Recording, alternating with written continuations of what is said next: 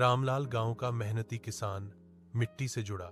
सुबह उठता, बैलों को चारा देता और फिर अपने खेत की ओर निकल पड़ता। खेत उसके लिए केवल रोजगार का साधन नहीं था, बल्कि उसका परिवार और उसकी पहचान था।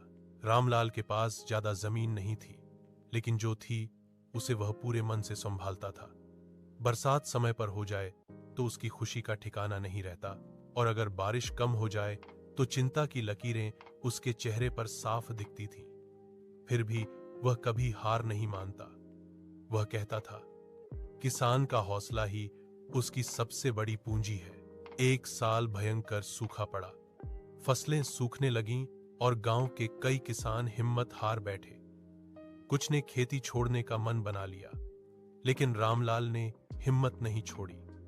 उसने गांव के बुजुर्गों से सलाह ली, नई खेती की तकनीकों के बारे में जाना और कम पानी में उगने वाली फसल बोने का निर्णय लिया। उसने दिन रात मेहनत की। कई बार थकान से उसके हाथ कांप जाते, लेकिन अपने बच्चों के भविष्य को सोचकर वह फिर से खड़ा हो जाता। कुछ महीनों बाद उसकी फसल धीरे धीरे लहलहाने लगी। जब पहली बार उसने हरी भरी फसल देखी तो उसकी आंखों में आंसू आ गए। ये आंसू खुशी और संतोष के थे। कटाई के समय रामलाल की मेहनत रंग लाई। फसल अच्छी हुई और उसे अपनी उम्मीद से ज्यादा लाभ मिला। गांव के लोग उसकी मेहनत और धैर्य की तारीफ करने लगे।